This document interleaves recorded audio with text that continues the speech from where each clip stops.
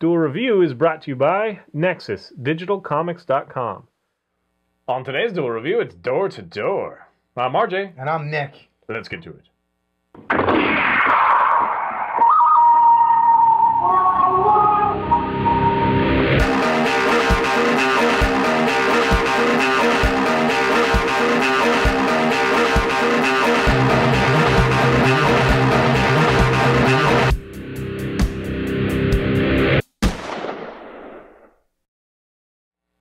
Welcome to Friday the 8th of June. We're doing Door to Door, the movie. That's right. It's 2002. It was a TNT original movie, TV movie.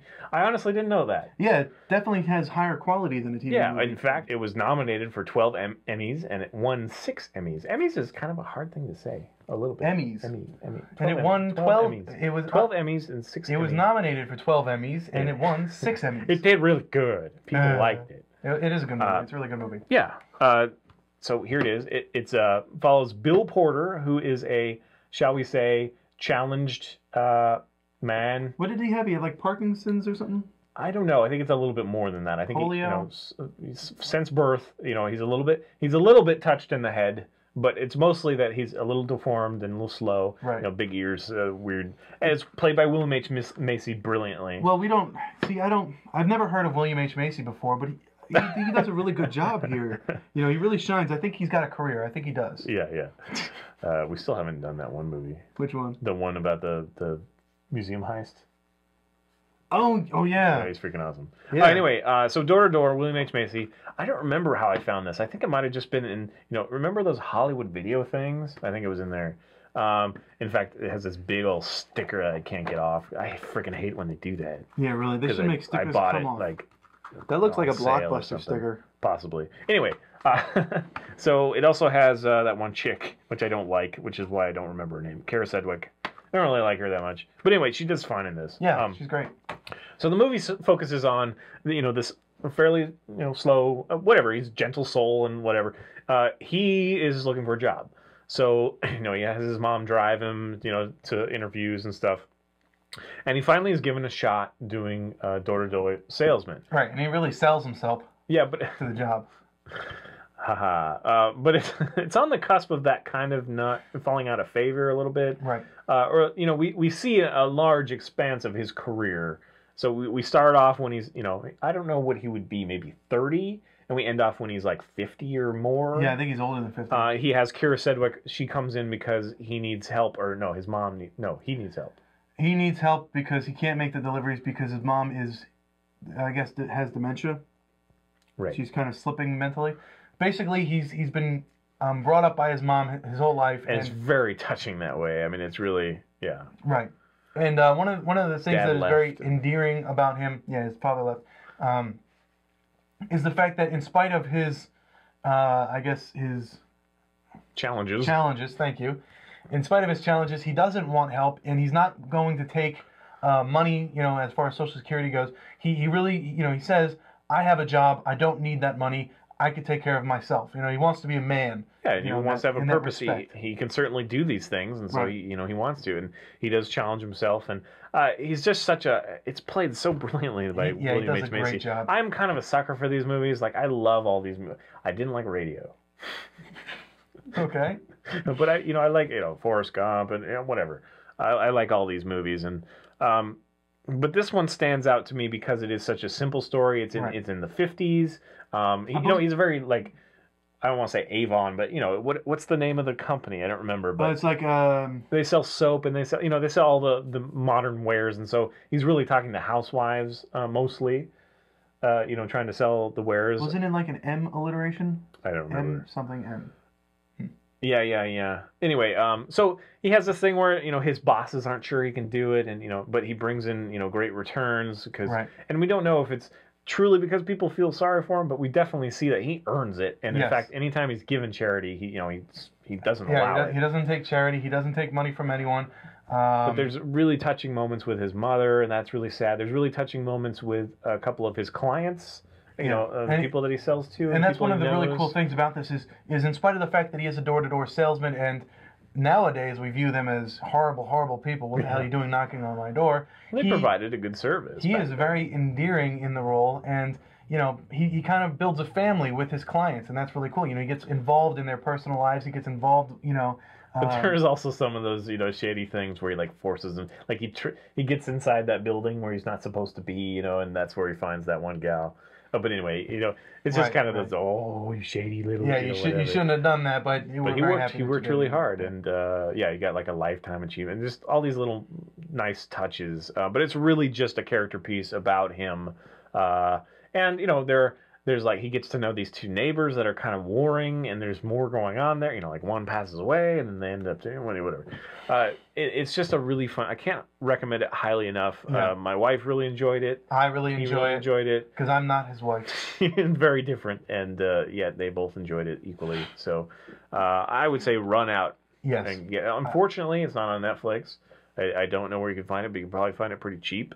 Yeah, especially like if is Blockbuster still going out of business, or are they completely done going? No, out of business? they're still kicking because they have the digital thing. Okay, yeah. So you might be able to find it there. Yeah, I wouldn't know where to look for it. I'm sure you can get it on Amazon for $5 or something. Is it based off of an actual story? I don't know. I thought because it has that feel, you know, where it could be an actual story. Meet Bill Porter, a man of remarkable spirit. He'll touch your heart. He'll change your life. That's what it says on them. So I guess it's not based off of it. In any case, there's very sparse information about it. Honestly. Yeah, and that's unfortunate because it is a really good movie. Because I didn't realize that it was just a TV movie. Yeah. So that's really why. Yeah. So yeah, it just says pain and his medical condition is all they say. But anyway, one of the most endearing things. Well, I keep using the word like endearing. Simon Birch is really fun. It is very endearing film.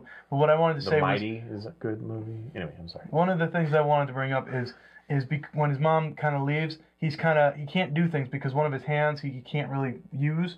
So like things like tying his shoes and putting on his tie, these are things that he really cannot do. So basically he kind of slips like bellboys, you know, and shoe polishers some money just to tie his shoes and figures fix it his out. tie. And they all love it, and they all love him, and yeah, you know, it's a chance to say hi and yeah.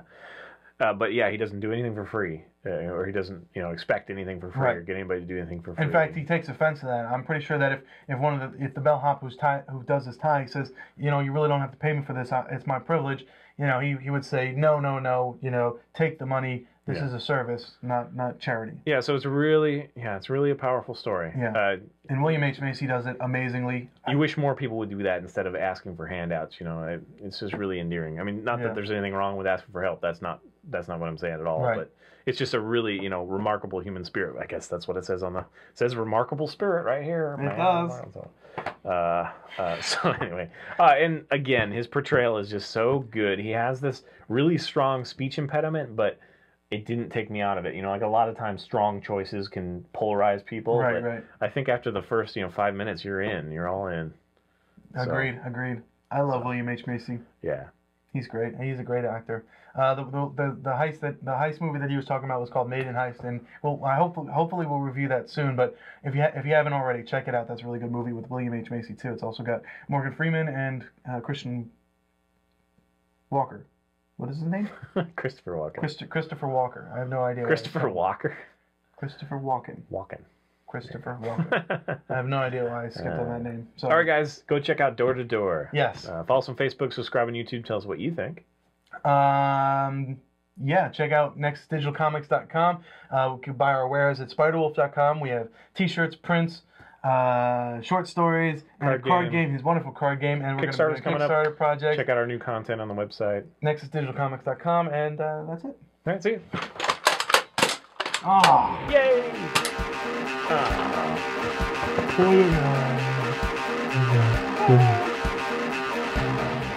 Next week, it's the comic Hack Slash. Welcome to Doom Review 2002. We've got a lot of great stuff to tell you on Doom Review. We're doing the movie Door to Door. Huh.